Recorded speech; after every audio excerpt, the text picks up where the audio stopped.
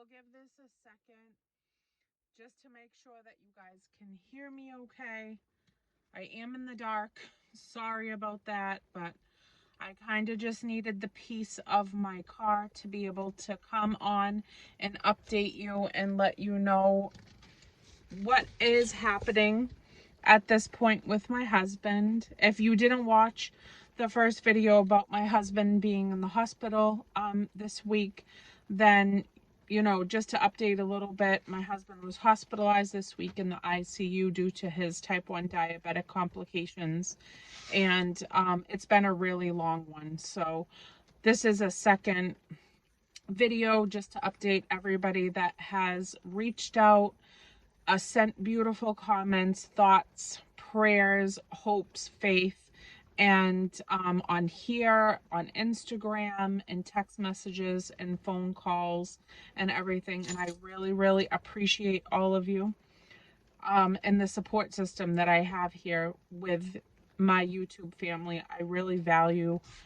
that so much. So where we're at now is that over last night, because for days in the ICU, they have done treatments that they normally do every time he's in this situation. This is his 6th ICU stay in the last year and a half.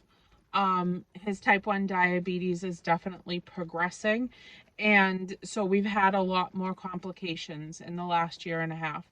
And so every single time he goes in, they know him like the back of their hand. They know us. They're like, oh God, you guys are back every time we get there.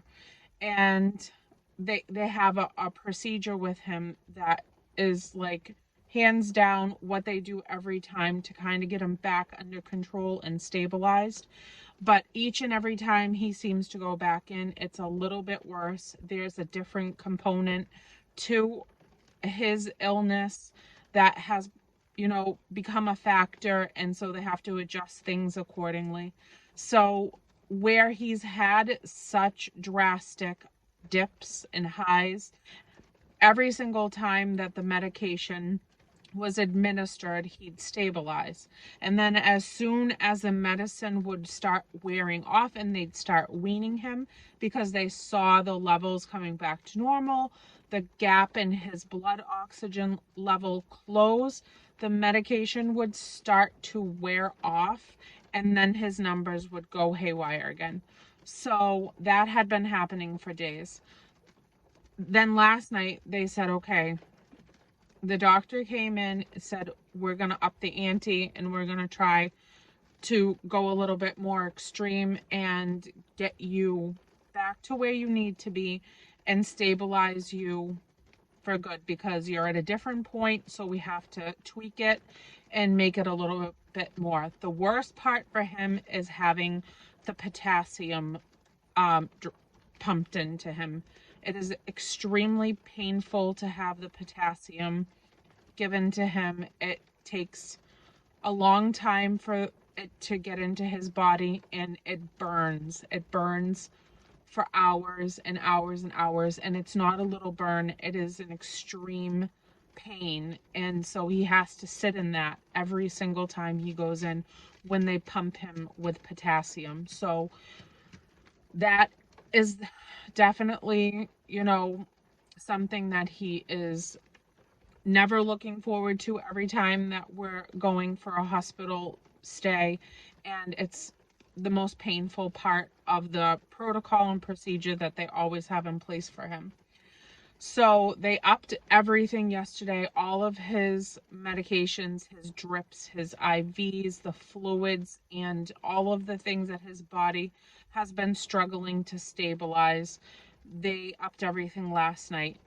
Overnight, we got to this morning and they said, okay, they've run labs on him multiple times a day for days on end. That's how they get their readings, whether or not the procedures are working and his numbers are stabilizing. And every time he would get labs back, they would have to come back in and start the process all over again, because the labs always came back with the fact that there were still problems that needed to be handled for him to be okay. So this morning he was stable. So they said, okay, we'll do the blood work and see where you're at. They came in, did the blood work. A few hours later, they said, okay, you're still stable. You're still staying with your gaps closed. Your levels are normalized. We'll check in another couple of hours. So then they started to feel like, okay, well, maybe he can start to eat now. And him eating could be a factor of if he takes in the food and then his levels go haywire again, we're not where we need to be. So then they started giving him food, snacks, small increments of food, seeing how he did with it, more labs, checking where he's at. So after what they did last night, it worked. And even with his eating and taking in food by mouth, his numbers were staying normal and stabilized. So they decided after the day of running tests and making sure that he was going to stay leveled out, they said, okay, we've got you where you need to be. Your numbers haven't moved all day. We're going to discharge you and you can just go home and continue the process of healing, taking all these different, antibiotics, medication, continued treatment at home. And so now we're back here and we're going to continue to do it from home now. So that was a long stay. It's usually about this long every single time that we go in there. It's really, really exhausting for him, and it's also exhausting for me. Being with somebody that is not well and loving them unconditionally, and being a caregiver, the person that constantly has to worry and check up and just being a caretaker is one of the hardest jobs I've ever had, especially when it's somebody that you're so bonded to, in love with, happy with. To watch that go down on a daily basis, I wouldn't wish any of this on my worst enemy. He's going through the illness, but mentally, I'm also right there with him in this illness, and it is extremely difficult. So we're home. He feels okay, not 100%. We have some work to do. He needs to rest. He needs to, we need to change routines and all the things that we usually have to change up to make, new adjustments to going on with life and trying to do the best we can with stabilizing him, keeping him stable. So that's that. And I really, really appreciate everything from you guys, every bit of time that you took out to check on us, say prayers, thoughts, well wishes. I really, really, really appreciate every single one of you. And I love you guys so, so much. I'm sorry. I really don't mean to cry. I am so tapped out mentally and emotionally. I really am. And I feel happy that he's home, but it's also scary too, because I'm constantly checking him just on a regular basis, even when he's not, visibly sick. I know he's sick continuously every day, even if it's a good day. And I'm always checking him and making sure he's okay and constantly worrying and stuff. But when I know he's not well, it intensifies for me. And I almost feel traumatized. I really do. I feel traumatized. I feel traumatized about hospitals. I feel traumatized about his illness and how it's just such a whirlwind of like not knowing. Oh, we blacked out. Hold on one second. Oh, what is this car doing? Oh, well, this is interesting. Hi guys. I'm still here. I just have to turn some lights on again. Sorry about that. I had my car off and apparently it was done with the lights. it's just scary. It's scary to live like this, and to never know what each day is gonna bring. So we try to enjoy the good days 100 times harder, and just every minute is like important. So now we just gotta rest and chill and try to regroup and make new plans, and I really, we got to get on track. So I am going to go inside now. We just ran around this whole evening getting medications filled and everything else, and making sure that we had everything that we needed before we, settle in and just get him back to where he needs to be to function and feel like he can function. So that's where we're at.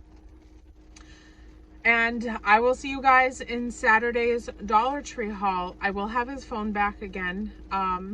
So that'll be good. And I have to tell you, me doing the Dollar Tree hauls even through this, I need that. I really and truly need that. It is my time out. It is my moment to just detach and pretend I'm somewhere that I'm not.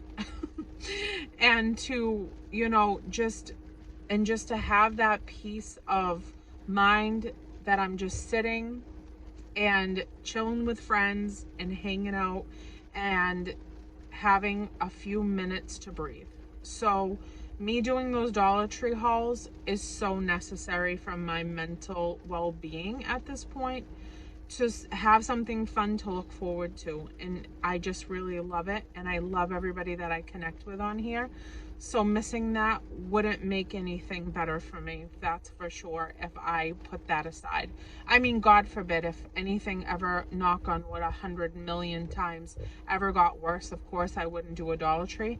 And I really need a community tab or page or whatever that is. I know I have 400 and something subscribers, and I have a long way to go, but boy, oh boy, do I need a community tab, because just to even update you guys on whether or not I have to change a day for a Dollar Tree haul, and it's not my scheduled Saturdays, Mondays, or Wednesday, or if I just want to update you with something really quick during the day. I always want to talk to you guys, and I always want to hang out with you guys. And so having that community tab, maybe someday, it's just going to be so good. So maybe we'll get there. Hopefully we will. And we'll keep growing all together. And I would really just love that. So that's all. I'm going to go inside and try to wrap it up and get myself together and go in there and love on him and cuddle with him and just have, some time together. Thank you guys for everything. I love you to the moon and the stars in the sky. You're all such wonderful people. And I think that is more settling to me than anything, that there are so many good people out there in the world. And you lose sight of that sometimes when you're in the fray of every day and all of the crazy things that go on and the crazy people that I run into every day. And it's like, holy Toledo, is this world really become this just crazy? These people are crazy. And so to be here and to know so many of you and what kind hearts everybody has, and so sweet and thoughtful and gentle and encouraging, and just so many wonderful things. It just gives me hope and happiness to know that I have an outlet to so many positive, good people in my life. And I don't know what a lot of you look like, but it doesn't even matter, because you've taken a place in my heart that means something really big to me. So thank you. And that's it. So I'm gonna go in. You guys have a wonderful, beautiful, blessed, amazing night, and I will see you in Saturday's Dollar Tree haul on my husband's device, which will be really good. Thank you to everybody that watched Wednesday's haul with my shoddy cell phone video camera. And that's it. I'll see you guys Saturday, and love you. Have a wonderful evening. Stay happy, healthy, and whole, and blessed, and kind to one another always. Bye, guys.